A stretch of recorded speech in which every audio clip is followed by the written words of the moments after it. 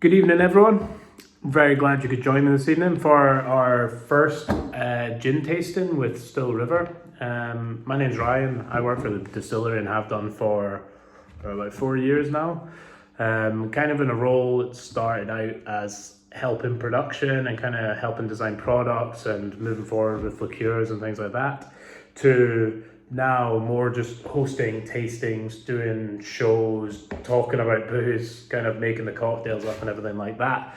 So it's kind of nice to be able to chat with you all and kind of go through from start to finish who we are as a distillery and where gin has come from to what we now know as gin, and the outrageous amount of gin that you can get about the place now. It's crazy in a good way, and that there's a numerous amount of gins that you can get, all different styles, from sweet, Old Tom styles, to dry, to flavoured, to liqueurs, to questionable flavoured fruit gins, which we'll touch base on. But for those of you that haven't heard of us, we are Still River Gin from Deeside Distillery up in Aberdeenshire. And when I say Aberdeenshire, we're about 15 miles outside of Aberdeen, in a little village called Bankery, and that's kind of just on the cusp of Royal Deeside, so it's 50 miles west of Aberdeen. And if you imagine, you've got Bankery, Aboyne, Ballater, and then Braemar, and that's right up into the Highlands. Obviously you've got Loch Nagar in the middle there, which holds Balmoral Castle and the Balmoral Estate, where the Queen goes and chills on her holidays. Beautiful place in the world, which is lovely. We're very lucky to be in a farm estate distillery. You might notice we're in my kitchen at the minute because we're actually moving distillery. I would be showing you our place where we distill our gins, but sadly for you, we are in the process of moving from our original distilling site to a new one, which is much larger, much better production, better scale for everything for us, which is a great movement for us. We're very glad to be doing it. But we'll talk about kind of our history as a brewery and a distillery, because we've been a brewery for about, well, it must be going 9-10 years now, as a site making alcohol, and it's been in the same place in Bankery for, it's about 5, 6, 7 years now. And when I say farm estate distillery, I fully mean farm estate distillery. It is 2 wee steadings on a farm estate that hosts Highland cattle, free-range chickens that cut about. We find them in the distillery all the time. We got geese, you've got sheep just over the back way, and all the fields are just full of Highland cattle, as I say, and deer and everything cutting about. So it's a beautiful place to be. Not that we do tours, or not that we would at the moment anyway, because we're moving, but we're very happy to be in this area, which is, without sounding corny, very, very Scottish, and we're very glad of that. And our kind of aim as a distillery was to be hands-on, fully made by us at one place to make these 3 products that you have in front of you, as well as me. And for us, starting as a brewery, we weren't those kind of brewery. Not that there's anything wrong with it. You got to think 9-10 years ago there wasn't triple choca mocha latte stouts and like gooseberry sours and things like that. Or there was, but they weren't as common now, you know.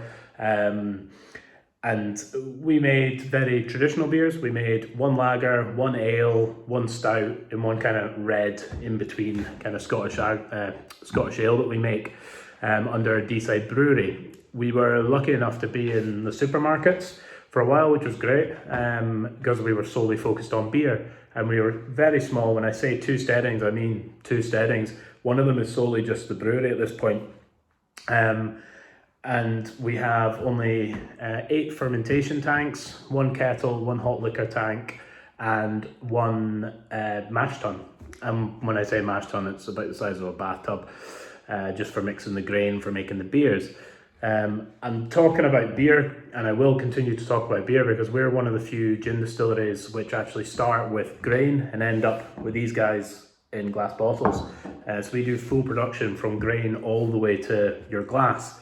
Now, when you think about gin, there's a few regulations, which include it has to start with grain neutral spirit, GNS, and it has to be predominantly flavored with juniper, and that's about as plain as your rules are to be classed as gin. So if I had a glass of vodka, whatever it may be, Grant's from your teenage years partying, and bang a few juniper berries into there, it's technically turned into a bottle of gin. Now, when you start adding different flavors and all that, it can vary away from there.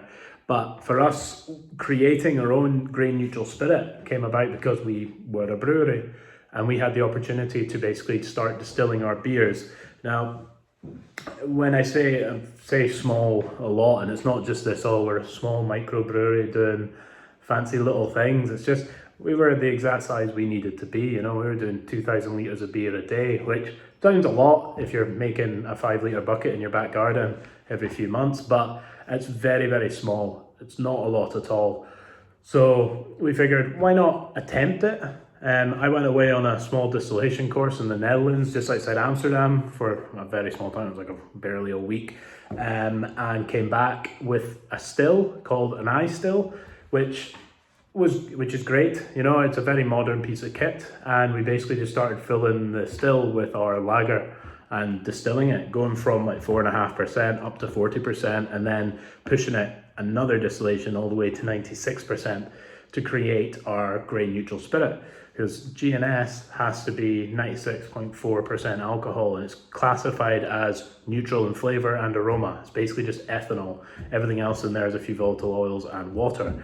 And that's a standard. You'd expect something classified as flavorless, odorless, and clear to not have any flavor, but I can assure you, depending on what you distill it from, whether it be malted barley, rye grain, millet, wheat, everything like that, there's subtle nuances when you water it back to 40%, which you start to recognize as something a little bit different, and that really intrigued us, hence why we went forward with it. And at the time, our brewer was very happy. You know, he was making 4 or 5 different beers, and we said, yo, we need you to basically create a beer which we can distill to create our own grain neutral spirit, a very specific high ABV beer with not too much flavor content, because we don't want that to come through in the end goal. And he did just that, but we very quickly realized that you run out of space very quickly. As I say, we could only make 2,000 litres of beer a day. When you think 2,000 litres of beer at 4.5%, 5%, that ends up being a few hundred litres of spirit at 40%, and then even less when you get to 96%. So we quickly learned that beer may have to take a bit of a back step, because we really wanted to pursue this goal of creating a start to finish gin. At the time, there was only, I think it was like 2 or 3 of us, including a few big guns, which were actually making it start to finish. But again, that was our goal. We were never aiming to be the next big boy Tanqueray or Hendrick's. You know, we just wanted to be true to what we wanted to do, and that goes down to the size of our team, which we're very glad to have. At the time, there was 3 of us. There was the brewer, a distiller, and myself, which is a bartending background, and we came together to basically design profiles for use, so you could use it in just gin and tonics, highballs, martinis, cocktails, whatever you wanted to do with it, and make it really accessible and something everyone could use and do whatever they wanted with it, which I think is very important. You know, you can definitely go down the line of doing a very specific, or here's an orange gin, here's a rhubarb gin, there's a bramble, there's a whatever else, which is brilliant. But your core gin, just for tanning on a weekend or midweek, depending on how you look at things, it needs to be usable and accessible. So that was our goal.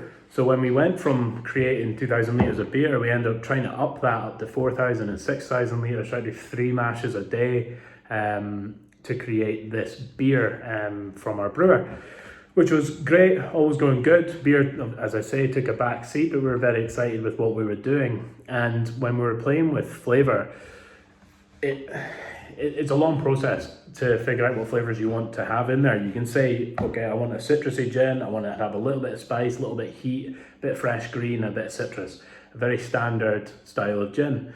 But we went about it trying to distill all the individual flavors, and we did it for about 60 odd different botanicals individually, just with blank spirit, and then that botanical alone. So we had 60 odd bottles of spirit. And at the time, I was actually working in the owner of the brewery and distillery has a bar in Aberdeen as well, and I was working there, and we had a little setup, just me and the other bar manager, distilling all these little bottles of 70% gin, individually flavoured. It was very good fun. It was a bit loose, very, very loose, but it was a great learning curve to figure out what we wanted it to be, because we were just doing bits and bobs, experimenting, put 2 mils of that against 1 mil of this, 1 mil of that, 1 mil of that, to create what is kind of ended up in your glass. It's gone through a lot of changes since 4 years ago of us messing about, but we stuck to our goal of creating a gin which is ginny, and I don't think that's a bad thing in any way. I think that's something I'm very happy that the gin has become, because ginny is good. If you just go and order a bog standard gin and tonic, you should be able to enjoy it. And if you go and order a handcrafted top shelf style of gin, whether it's ours or other gins, it should still categorize itself as a gin. So when we're talking about gin, and I was saying, if you add juniper berries to a glass of vodka and it becomes gin. Now, you should all have got your packs, 3 wee bottles, a glass, and it should have juniper berries inside of the glass. Now, I have heard that there's been a few casualties, so of the glassware, not the bottles, in postage, which is a bit of a shame. I posted myself a few to test it and it was fine. Then I posted myself another one to come here for this, and it looked like it had been punted down the road. So I apologise if your glass is broken, and I hope you can substitute it with something, and you can let us know, and we can figure out whatever to get around that. But your glass should have juniper berries in it, and I've posted you those just so you can see what juniper smells like and tastes like just on its own. There's not many times you just smell juniper, especially with like everything else that's in a gin. Everyone knows, juniper, juniper fest this, juniper is the thing of gin. But what I want you to do is grab those juniper berries, and I want you to crush them up in your hand and release some of the oils. Don't be shy, it's not going to cry. Give it a total beasting and get it crushed up, get a right mess in your hand, and give that a smell and let me know what you think of it. Have a think about what you think it smells like. Because that is the sole entity that makes gin a gin, and for me it smells like pine, rosemary, Christmas tree 2 weeks after Christmas when it's making a dive for the floor, very foresty, outdoorsy, green. But you'll also notice there'll be quite a lot of oils left on your hand, and that oils is exactly what we're trying to capture and put inside of our gin. Obviously there's a lot of other flavors that go into that to make the gin rounded, because you couldn't just have it as juniper. Although we've definitely distilled it and it's definitely drinkable, it's not the most pleasant. It's quite heavy, oily, and slightly acrid when it's on its own. It also has another kind of side to it. If you use too much juniper, there's definitely a ceiling to how much juniper you can use, because if you use too much juniper, you end up in the zone of something which is very soapy. It's very floral, very Dove soap kind of. You can easily distill a tube of Radox very, very quickly if you use too much juniper. So the goal here isn't to just bung as much juniper as you can into a distillate to make it more ginny or more powerful. There's a very fine line to getting it not tasting like soap. So when I'm talking about juniper being the sole factor here, we can look a little bit into history. I'm not going to give you a total boring history lesson. I am not the history guy, but it's interesting to learn where gin has started life to what it is here. Because if you trace gin moons and moons back to kind of its origins, some of you may have tried a product called Genever. It's a Dutch product, and at the time it was a malted barley spirit, very similar to Cleric and New Make, and it's exactly the same as what our GNS starts out life as. So this is malted barley, water, yeast, and distilled to make it a spirit. And what they were doing was, juniper was rife, it was crazy all over Europe. So what they were doing was just banging loads of juniper into this malted barley spirit to make it taste better. Because back in the day, life was tough, you basically drank yourself into a pickle, but you had to make it taste good, and that you can trace that through basically most spirits and most cocktails as well. You think of things, whether it's going back to the OG where it's old fashioned, it was bourbon bitter as water and sugar. The bitters were there because they were an ailment to make you better, like make your health better, make you feel better. The sugar was there because it made it sweet. The water is just from the ice, and the booze was there to get you steaming. And you wouldn't just drink crude whiskey on its own because it was pretty gnarly back then. And so what they were doing was adding all sorts to it. Same with mojitos, daiquiris, things like that from the rum category. You have some pretty brash rums. You still get some pretty brash rums, but you were adding fresh citrus. You had sugarcane on your doorstep. You had mint, and it made it taste good. So if you can imagine this Genever, this malted barley juniper spirit, traveling around the world, and you may have heard of naval strength gins or navy strength gins, which are over like 52.5%.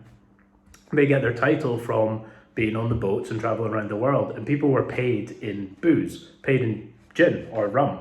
And the way they would test it, so they say, is if you could pour it on gunpowder and it would light, that means it's above 52.5% because it would light the gunpowder. If it was below it, it would not ignite. So that was your tester. What they would do is just douse a bit on gunpowder. If it didn't light, your boy's taking the Michael. And you know what you're getting. So as it's traveling around the world, you can imagine these boats, everyone's kind of creating their own flavor of the product that they want to drink. Say the boats are going through Southeast Asia, they're going to pick up things like cassia bark, which is like cinnamon, star anise, cardamom. Come through the Med, you're going to pick up lemons, oranges, grapefruit, lime, and people are banging whatever they want into their batches to make it the flavor they want it to be. And you can imagine this coming to the UK as this flavored product. By the time it's made it from Genever all the way around the world, it arrives in the UK, in the shores of England, as gin. And this is where it starts killing a lot of people, because it was very crude distillations, chucked with whatever they could find flavor-wise into it to create something which was tasty, just to get you out of your horrible life. If you know what I mean? Like, this is a long time ago when life was pretty grim, and you hear of Mother's Rue and all this sort of stuff. But there's an artist you can look up afterwards, or if you've got your phone in your hand, give it a little Google. It's an artist called Hogarth, Hogarth, and he did 2 images called Beer Street and Gin Lane. And if you look at these, they're pretty brutal. So this is almost like propaganda at the time. Gin was killing many people in London and England and Scotland, everywhere basically. In Scotland, we had our own bevy going with pretty gnarly whiskies, but Beer Street was the kind of outlook of beer is great for you, you know, it's not going to kill you, it's fermented, so all the bacteria has already been kind of gotten out of it. The image shows portly gentlemen cutting about, food on trays, buildings getting erected. Life was good, life is prosperous. If you look at Gin Lane, that's a very different story. There's someone half dead in like the foreground with like hives and marks all over him. There's a skeletal person in the other corner. There's a woman tossing her bairn off of like a wall, buildings collapsing. And this is titled Gin Lane. So when you see them side by side, you have Gin Lane is ruining your life. Beer Street's the way to go. And during this time, legislation was brought in and it was regulated. So you couldn't just go and just distill whatever you want in your campfire to get yourself messed up. Or, well, you could, but you couldn't sell it. So if you're looking to sell it to someone, you have to adhere to regulations. And a lot of those regulations still stand today. And one of the major ones, which it depends on how you look at it, duty. So the minute it's for sale, the tax man says, you're selling that for this much money. I think if you're making that in my country, I'm going to tax that so I can make money off of you. And that's still true today. The duty is payable to the government for what alcohol we make. And it's a lot of money. It would fear you to know that a 500ml bottle of gin at like 43% alcohol, 8 or 9 quid of that is straight up duty, payable regardless of what we do with it. The minute that's out the door, sold, 8 or 9 quid a bottle, straight up. So when you're looking at bottles of gin, like obviously mainstream ones and things like that, you're seeing in Tesco for club card point prices for like 18 quid, you're like, take into account the labour, the botanicals, the spirit, the duty, everything like that, you're paying very little for the actual spirit, which is fine, you know. But then when you start looking at gins like let's Scottish craft gin, whatever craft means. The price obviously is higher because there's a lot more going into it. There's a lot more time, a lot more effort. It's much smaller batches. We are getting in 20 kilo sacks of botanicals rather than 100 kilo drums every 20 minutes, you know. And as I say, like, as these regulations came in, it was changing the world of gin, and it's basically just gone from there up and up and up. Like, London Dry Gin is what the world knew as the great product. I'd bugger all to do with London. It was just a style classification for a gin. So technically, our gins are London Dry Gin. We just don't put London Dry Gin on it because there's no need to, and there's no need to confuse the customer. And I don't know how familiar you are with a bottle of Tanqueray, possibly quite a lot, but on the top of the cap, you'll notice next time you're in the shop, you'll notice there's a pineapple printed onto or embossed into the top of the cap of a bottle of Tanqueray or Tanqueray 10. And back in the Victorian times, pineapples were seen as, you got some money because you are rich enough to have imported products in your house. If you watch some old films about Victorian times and stuff, you'll see in a lot of the background pictures or in the background shots, they will have fruit platters. No one's touching it. You don't get to eat the pineapple. The pineapple is fully on show just for the money and wealth that you have. And Tanqueray has held that as their symbol all the way to today, because Tanqueray was one of the original big boy gins which the world recognized as quality because it had interesting ingredients. It had like citrus and whatever else in it. But when you start getting to modern gins, when you start looking at botanicals, you may have seen things like the Botanist on shelves, Scottish gin from Islay. It's got 30 odd botanicals in it. Monkey 47 has 47 different botanicals. And when I say botanicals, that just means different flavored parts, if you like plants, juniper, coriander, lemon, grapefruit, rosehip. They're all botanicals.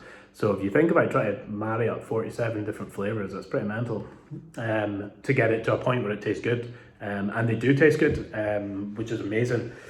A lot of time and effort's gone into it. And side note, while we're talking about Monkey 47, you might not know that's actually made with rum, not with like vodka, if you like, technically. It's made from a sugarcane base. It's molasses distilled to 96%, so it's technically rum. But for us, when we looked at botanicals, as I said at the start, we wanted to keep it very, very simple. We wanted it to be something that was usable, accessible, and we looked at it in a way of, we wanted it to taste like gin. For a start, definitely want it to taste like gin, and that is juniper. And I want you to try and imagine a little flavour triangle.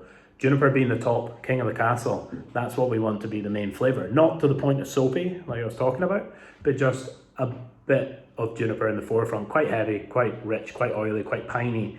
The standard practice is having 3 as your main goal. So juniper is one, coriander seed is another one, very different to coriander leaf. But it's very citrusy, kind of white pepper, lemon, grapefruit. It's a very pleasant aroma of citrus. So you have the oiliness of juniper, you have the citrus vibe of the coriander, and then on the other corner you have something called angelica root. And angelica root is a very earthy, kind of bitter spice, if you like. Anyone that's drank dandelion and burdock, tastes like the burdock side of dandelion and burdock.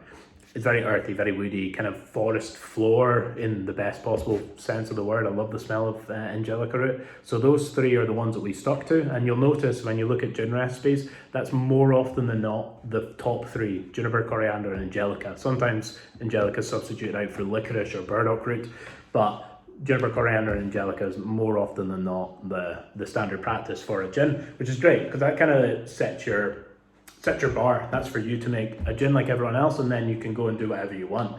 So when I'm hosting gin distillation classes, which we did before all this mess of this year, that's the base that we started with. You give the guests that, and then you can go and do whatever you want, distilling whatever flavors you want into there. And we looked at it as though we wanted 1 spice and 1 citrus as the main other flavors, and a few fillers just to give it some body.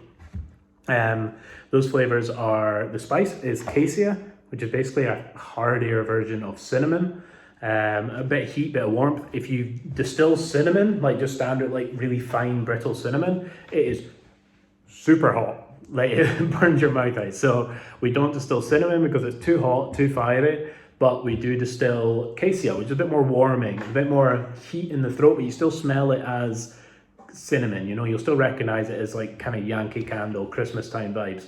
But the citrus which we use to counter that is pink grapefruit peel, just fresh off the fruit. So we spend a couple of days just peeling pink grapefruit peel before each distillation, and none of it goes to waste. You know, the peel goes into the distillation, and because we part on a bar in the city centre as well, we put all the pulp and the juice to the bar to make cordials and syrups and juices, whatever else they do with it, which is brilliant. It's nice to know nothing goes to waste. Everything else in there is, well, we have 7 different botanicals. So we have juniper, coriander, angelica, we have the grapefruit peel, we have the cassia, and then the other 2 is orris root and rose root. So the orris root and the rose root do something very interesting. The rose roots there is filler, and you may have tried rock rose gin. It's one of their main flavour compounds which goes into it as a botanical. It's very floral, obviously, because it's the fruit of rose, but it's also got this kind of cacao tonka bean kind of flavor to it. To me, I always associate flavors to stuff which I recognize as something that's happened, like flavor wise, in my life, if you like. One of my favorite sweets from back when I was a kid was a purple fries Turkish delight, and the minute you smell rose root, to me it's just boom, tearing open that little purple packet. So for me, that's what it smells like. Might not be for you, but that just fills out the body. You've got the floral from the rose, you've got that kind of cacao feel which kind of sits with the angelica. It just fills a bit of body in there. And the other one is orris root. So orris root is actually a root of the iris flower, and this is very predominant in a lot of gins. You'll notice it creep up more often than not, just as I was saying about the coriander and the angelica. And this is something super interesting. The way it works is not always for flavour, because it's super floral. You put too much in, it'll turn it into a Parma Violet sweetie. And personally for me, that's my biggest nightmare. But you put a little dab in there, it just brings everything together. It's used a lot in perfumes and aftershaves, because it actually helps balance out flavors and make it more of a streamline of different flavors going down a line, if you like. So you can go from juniper, coriander, a bit of citrus, and then through into a bit of heat. Without orris root, sometimes you can recognize it. It's actually kind of all over the shop and you don't really get what's going on. So orris root, O-R-R-I-S, is there to help just bring everything together, make everything a bit more linear and a bit more usable. And that is it. Only 7 different botanicals. Very, very simple. As I say, juniper, big boy, citrus from grapefruit peel, and heat from cassia right at the end. And I assure you, when we go to taste it in a second, which I'm sure you're all waiting to do, or you might have tapped into them already, it's nice to see it go stage to stage to stage. So without further ado, unless you've started cracking into them already, we should probably do some tasting in this tasting. So the 3 bottles you got, they're 50ml bottles. I may have snagged a bit of raspberry liqueur last night, so mine's was a bit short. But this one here is our uncut. It's not got a normal label like the naked, because we actually don't do it very often. You're one of the few which are going to get to try this without buying a full bottle, because we don't do miniatures of it that often, because it's a bit far out for some people. So this one is the first one we're going to try, and this is 77% alcohol. Yes, 77%. And it's called uncut for a reason. So when we add all of our botanicals into our pot still, so distilling is extremely simple. Not that you should do it at home, but with enough tinfoil, you can basically turn your kettle into a still if you really, really want to. Because all we're doing is separating alcohol and water through heat. So if I heat up a liquid with alcohol in it, alcohol evaporates at 71, 72. Water, we all know, boils at 100. So if I can just keep that heat around the 80 mark, all the vapors and the steam, if you like, is all going to be alcohol. So as that rises in the pot still, it's going to come over, it's going to condense back to a liquid, and then we've extracted the alcohol and the water stays over here in the pot still.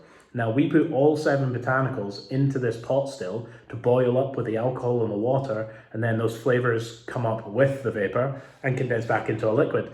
And uncut is exactly that. We don't do anything to it. So throughout the course of the day of distillation, it's going to go from about 90% alcohol, drop down to 55, 60 throughout distillation. Just as more alcohol evaporates, obviously less alcohol's in the pot, so you're going to get more water coming up, which brings the heat up as well, which equals more steam and more water, so the alcohol drops off through distillation. Now this guy's 77% because this is all of that together in one batch. So all the distillation, all the flavor from botanicals is just captured into a vessel. 77% alcohol standard. That's just the way it comes off and the way we kind of regulate it to that strength. And I've just popped it in a bottle for you. So this one's pretty heavy duty, and it's definitely not there as a daily drinker, but I want you to try this one first because it's very interesting to try something off the still that no one else has really tried. Not very many people let you try it, which isn't a bad thing. I don't think. Sometimes, depending on the strength of your gin and the way you make it, sometimes it needs cut down. You need to add water or more blank spirit to level out the flavors. But for us, we were taking this off, and this is the one we were taking home. Before we even released it, we were all just snagging little bottles of 77% gin because we loved the way it tasted.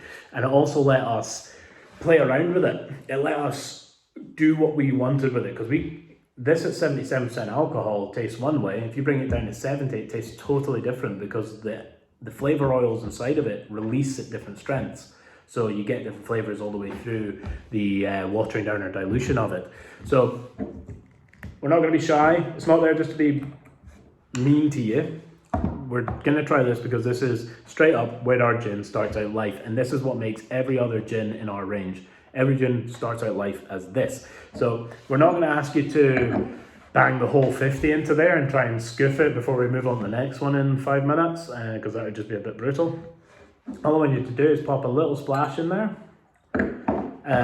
And I don't want you to do this. That's not what I want you to do, because one, it'll burn your nose because it's almost 80% ethanol. Two, it might make your eyes water, which none of you can, I can't see any of you, and you can't see anyone else, which is fine. But it's going to numb the receptors in your nose. We don't want to do that. There's no point in going through a little tasting when you've already numbed off your nose. Now, I'm allowed to do it because I wouldn't care to say how much of that I've drank in the last few years, but I know it inside out. But what I do want you to do is kind of creep up onto it.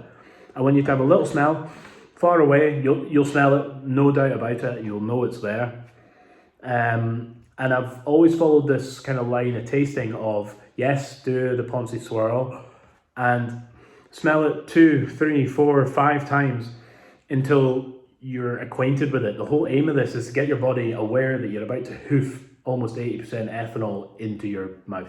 Because if you just straight on New Year's Eve chin that, you're not going to be a happy person. And it will ruin the rest of it, and there's no need to do it. But I do want you to try it straight. If you can all do that for me, that'd be very nice. Just to kind of see where it comes from. It's not going to hurt you. You're not going to cry. Well, if you cry, that's on you.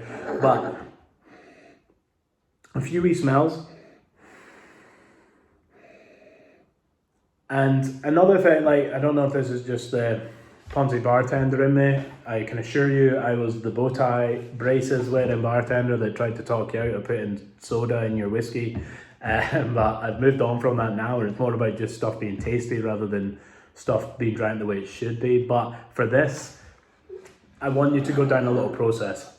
Smelling it a few times, and I believe this works, and I hope that you do too. I think it works for everyone that I've done this to through all the tastings I've ever held. If you smell it to a point, your body will stop picking up things because the ethanol in there is basically attacking your nose. You can smell the back of your hand and it will reset your palate to you, and then when you smell that again, it will be huge again. It'll be nice and lively, nice and bright, full of flavour. So we'll get to drinking, come on. Few wee smells, tiny little drop on the tongue. Yes, it's going to tingle, yes, it's going to be hot, but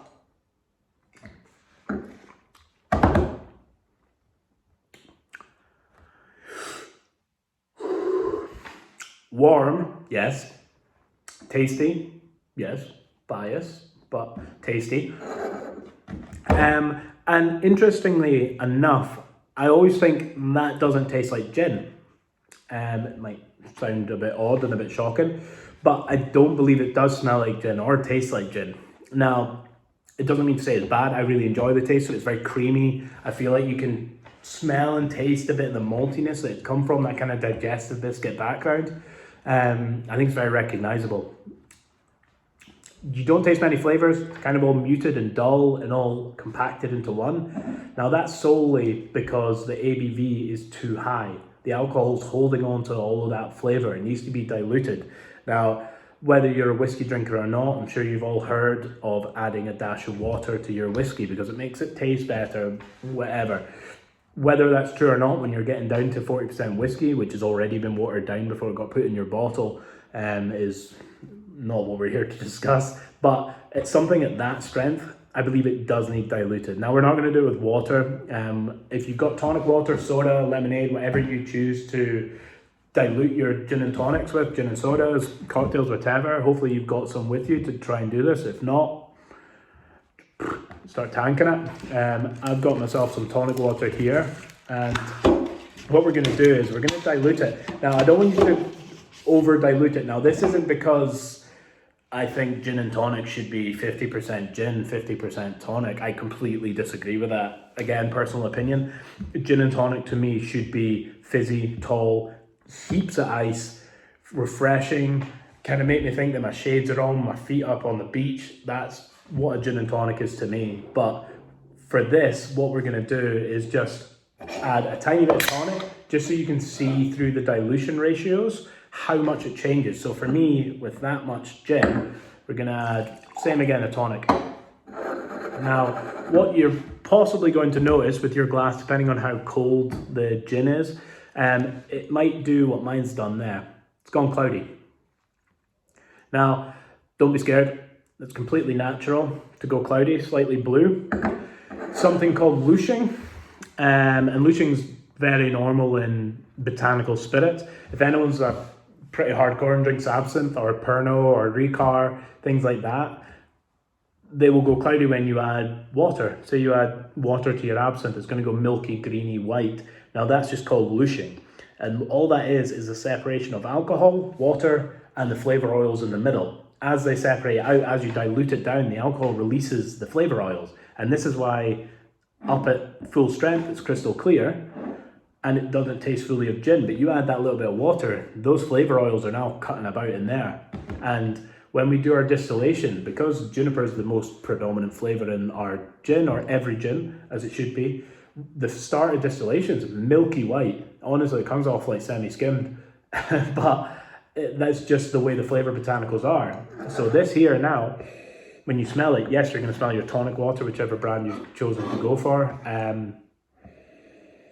but it smells completely different. A little taste. Now, we probably brought that ABV from 77 down to, I don't know, 40 probably, which is still sounds mental, but that's as strong as normal gin would be in a bottle, but we've actually diluted it. Now, for me, at that much dilution, you start noticing things. You start noticing the pininess, almost eucalyptus of the juniper, and kind of grapefruity. It's like the pith of grapefruit and orange peel, you know, the bitter white part.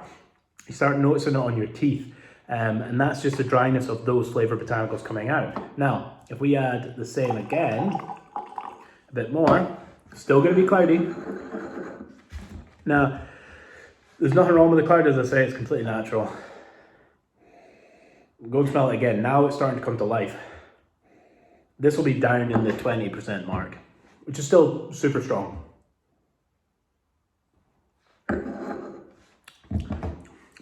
But this is where, for me, the flavors start to come to life.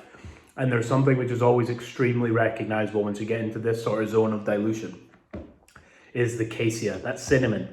You start getting it right at the end of the palate, as it just kind of, a bit of heat starts coming over the back of your tongue. You'll feel it in your chest, and you're left with this Christmassy, hot toddy vibe. You get the citrus from the grapefruit, you get the heat from the cinnamon, it's very predominant. The juniper is kind of taking a step back, that pininess.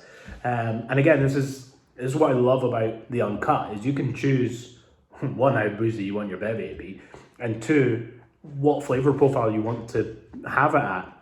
Now we'll go full hog dilution all the way up. Now that'll still be a strong gin and tonic. That'll be like your double, but again, it's still cloudy, slightly cleared out, obviously through dilution. Yeah. Now that tastes like a gin and tonic. Massively. You have all factors coming through of something which I enjoy, and this is when I stop. It's gonna sound odd. This is when I stop caring about what's in it. This is when I start enjoying it, because it all becomes one flavor. It tastes like gin and tonic, or whatever you drink of it, gin and soda, gin and lemonade. And that's something I really love about uncut gin from us and from most gins, is when it gets to that point of you don't have to think about it too much, it just tastes good, which I think is lost a lot when it comes into gins and most spirits. Again, as I said, I was that bartender doing competitions and making drinks a certain way because that's the way the brand wanted them to be made. You want to talk a little bit about the history and where things come from and who made it, and that is important as well. But again, for just chilling at home, make it taste good. I think there is a dog in the room, just if you hear him whining around then. Just a heads up. He's just woken up. So that is the uncut gin. Now, if you poured yourself that much of a glass, I don't know whether you want to just hoof it or you want to grab another glass and dilute. Finn, get down. This is Finn. He's a good boy. Apart from when he wakes up. Come on, get down. So, yeah, bottoms up.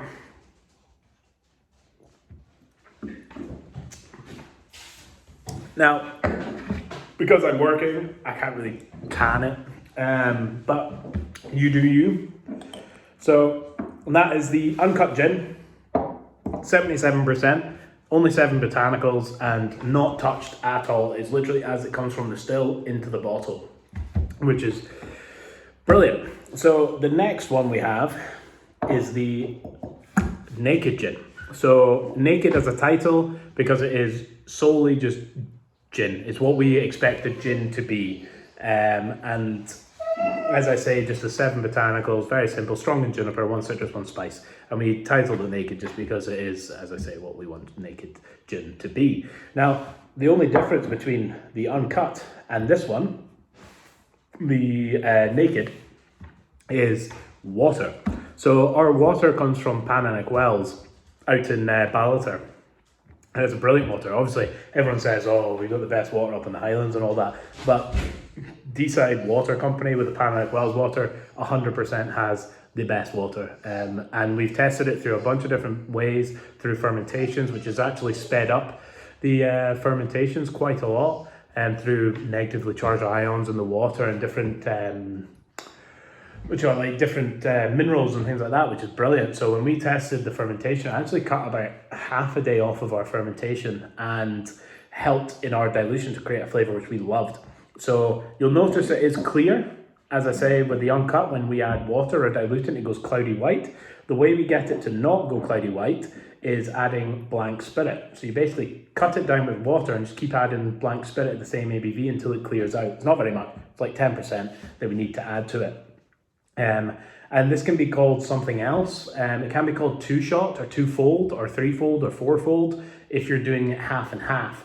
So it's a way of basically turning your gin into a concentrate and doubling your volume. So if you make a really strong, straight out distilled gin and you want to make that into 4 times the volume, you just quadruple the amount of botanicals and then lengthen it out. We don't do that. As I say, we just add enough to get it to go clear. The original bottlings, it would have been under Twin River as a brand name, were milky white, and I was quite stoked on it. I quite enjoyed that it was different. You know, we hadn't chill filtered it. If we had, it would have been crystal clear, which was fine, but we didn't want to take out the flavor oils which we had worked so hard to put in there, so we just left it cloudy. But as you can imagine, you get a cloudy bottle of gin, some people go bananas, and my inbox went mental.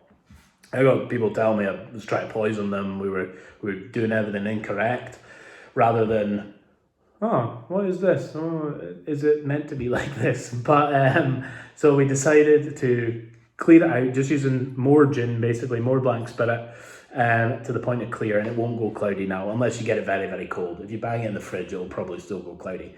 So what I want to do again, pour a similar amount to what you had of the uncut. Ethan. You're gonna chill out, buddy? Come on. So this one here, as I say, is 43% alcohol. We brought it down from 77 with the water and just lengthened with a bit of spirit. And have a smell of it neat. Again, we're going to try them all neat. See if you can smell similarities to the uncut.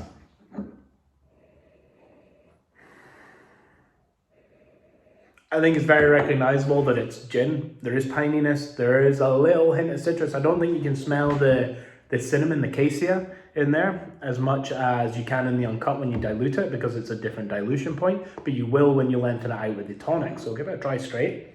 Another few noses, get yourself acquainted to it.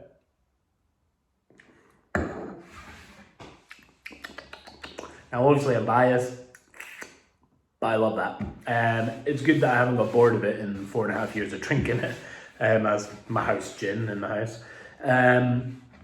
It's creamy, it's bright, it's slightly dry, but not like bone dry. The tonic water's got quinine in it, and that's a drying compound from quinine bark that every tonic has, and that's why tonic is bitter. It's from a bark called quinine, and we don't want to make it too dry. If you add too much, like say angelica root or burdock root and things like that, it becomes super dry just as a gin on its own. When you add tonic water to it, then it's next level dry. We don't want to do that. We want to just make sure that it's where we want it to be. And it's nice to be a small company to be able to basically make what we want to drink. And we chose 43% alcohol because that's where we like it to be. With a heavy dilution afterwards, you can make it to whatever you want. And as I was saying with the uncut, if you bring that down through 77, 70, 60, 51, 52.451, whatever, it'll taste different every single time. That's why you see gins at 43.5%, 44.2%, Tanqueray's, 45.3 or something like that. It's because it tastes a certain way at that ABV. So 43% was our mark of, I like that. Below that, it goes super cloudy and it starts to feel funny in the mouth because the oils separate and it becomes a bit chewy. This is exactly where I like it to be. So we're gonna add more tonic water to this.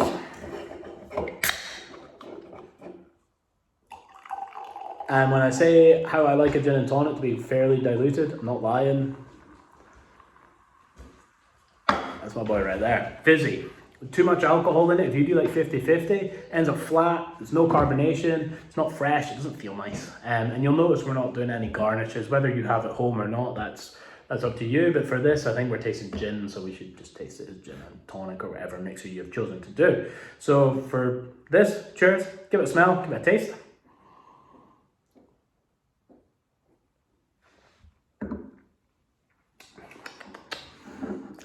Yeah.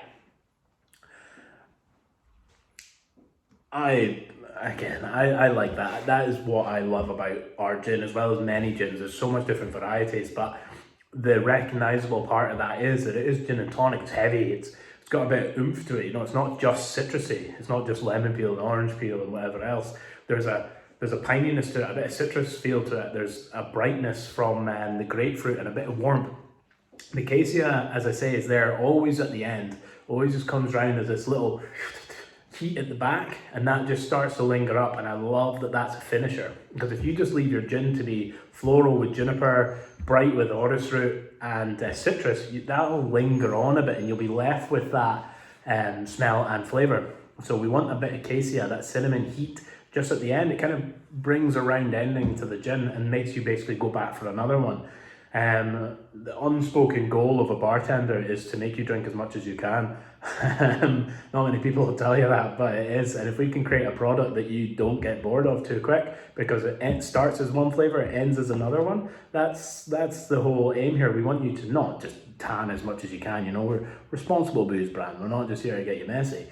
But it's so you enjoy it, so you keep going back to it. If you have the same flavor profile over and over and over again, it's a bit dull. And here, through dilution, you can change that as much as you like. And if you have ice in your glass, as you should when you're making gin and tonics, the more dilution from the ice is going to change the flavour of that again. And whether you add a lime wedge, a lemon wedge, whatever. For me personally, I'm fairly simple when it comes to gin and tonic. I'm happy if I get a lime wedge. A lemon, bonus. Grapefruit, if you start putting twigs and rosemary and extra juniper berries, a raspberry from your garden, and maybe a nettle in my gin and tonic, I start getting a bit iffy, because you no longer taste the gin that you just paid for. You know, if you go into a bar and spend 12 quid on a double gin and tonic, and they put 15 different garnishes into it, do you taste the gin and tonic? Not so much. Again, personal opinions. But it's something to think about, you know. If you're spending money on a gin because you want to know what the gin tastes like, I don't think it should be masked by too many garnishes. Tonic water is a whole different thing. Buy what you like and enjoy. I'm not here to say one way or another, hence why I'm not overly sure what tonic water I'm using. But I hope you enjoy it and pick up on some of those flavours, and hopefully it's a nice fizzy and fresh, bright gin and tonic.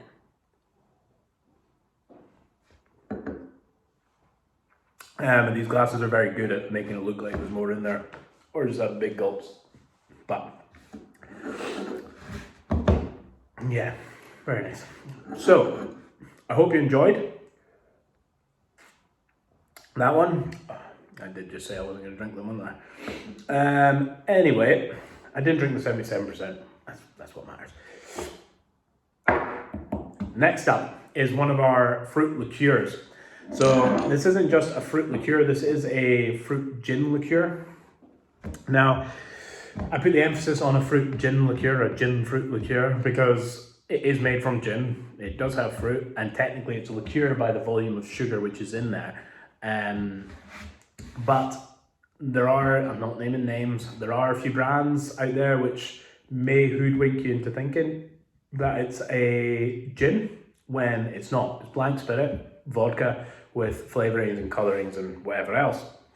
But the brand name has gin in it, so therefore you're like, oh, it's a gin, which is a bit rough. I think that's a bit, I don't know what the word is. It's not me, it's just pulling the wool over your eyes a wee bit.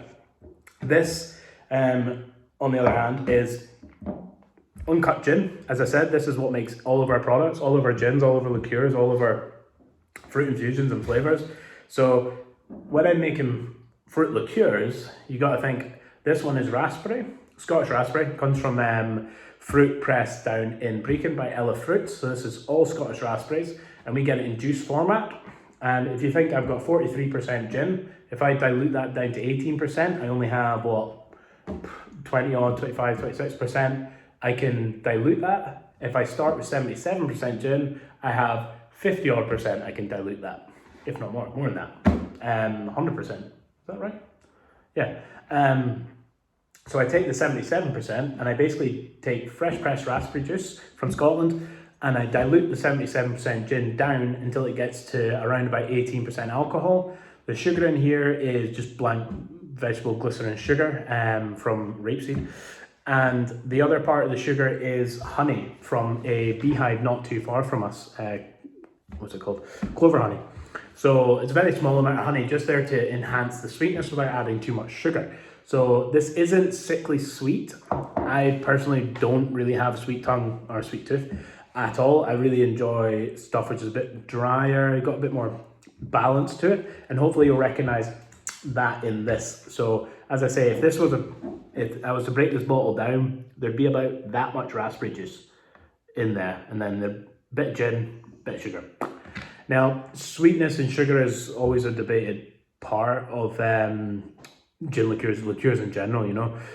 We're hovering around about the 12 to 15% sugar mark. Now, some liqueurs that you're getting are up in 25, 30% sugar mark, which is wild. But it's the way it's enjoyed. Now, for me, I really enjoy this as on its own, or if you like adding Prosecco to your fruit liqueurs, then this goes a long way as well. Acidity really helps and works. Now, I'm going to stop talking because this is my favourite fruit liqueur that we make. We do make a bramble as well as a rhubarb one as well, which is more of a gin. It's like a gin rather than a gin liqueur. But I would like you to have a smell of it. The aim here is to be full-on raspberry, raspberry, but there's still gin there. You're still going to recognize the botanicals in the background. You're still going to know there's juniper. You're still going to know there's coriander seeds. You're going to know there's other bits and bobs in there, but raspberry is definitely at the forefront. And I love the acidity of fresh raspberries. I love that little you get at the back of the jaw of the raspberry. Very nice. So, cheers.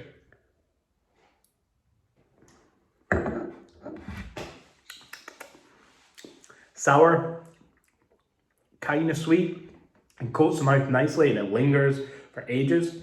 And you'll notice there's something else there. It's not just raspberry. There's a bit of weight to it, a bit of spice, a bit of heat from the botanicals. And when we get to adding dilutant, whether it's, if you've got some Prosecco at home, go daft. I'm just going to go with some tonic water. Now, keeps a beautiful colour, nice and bright red, pink.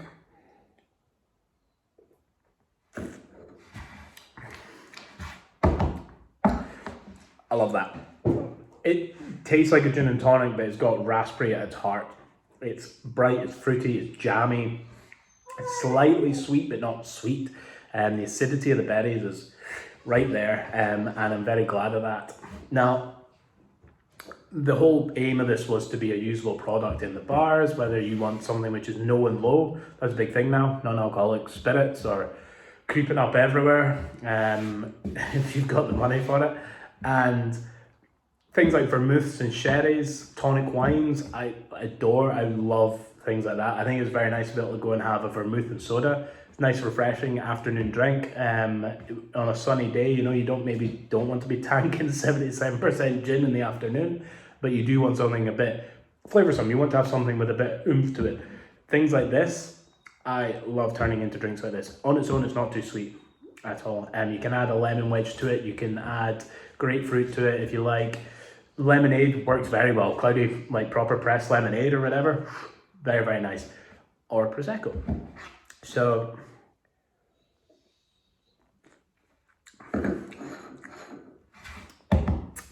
yeah, tasty. The main reason for doing a raspberry one as well was from working in bars and things like that. One of my favourite fruity drinks, if you like, is kind of an old school one called a Clover Club, which is gin, vermouth, pressed raspberries, egg white, lemon, and a dot of sugar depending. And I love that fresh raspberry in there. The vermouth is there for sweetness as well as bitterness. The gin is there for fragrance. The egg white, whether it puts you off or not, gives a really creamy, nice body with a bit of foam, which isn't just there for show. The little fizz of the foam releases smells to you. It holds smells. When you put a little mint leaf on there, it floats all nicely. And if you haven't had one, you should definitely, next time you're allowed in a bar, depending on where you are. I live in Edinburgh. We're not allowed in bars again, which is brutal. But try a Clover Club. They're delicious. And that raspberry liqueur, if you're going to start making things at home, makes an amazing raspberry liqueur. Makes an amazing Clover Club, not makes another raspberry liqueur. Now, whether you're into your gins or if this is a new thing for you, I do hope you've enjoyed, and I hope you've maybe learned a few bits and bobs, something about us, something about gin history. If you do enjoy any of these gins and you want to try them at full size, they're 500ml bottles. They are all available on a website called Master of Malt, and they are our kind of main sales side of things for all around the UK, and they'll post anywhere to you. As I say, we're not doing tours or anything like that, or I would love to invite you up for a wee nosy about our distillery. When we move site and have the new one up, we will possibly start doing tours. Just depends on workforce and things like that, which we're still trying to figure out. But yeah, if you do want to check us out, keep an eye on Facebook and Instagram if we're doing any more tastings which have other bottlings in there. And I really do hope you've enjoyed, and post us any questions that you'd like to have answered, and I'll ping them back to you as soon as I can. So from all of us at Still River, me and Finn, you gonna come and say hi? No, he's been whining all the time, but he's not gonna come and say hi. Have a good night, and drink responsibly. Don't tan all the 77 in one drink. So yeah, good night. Peace.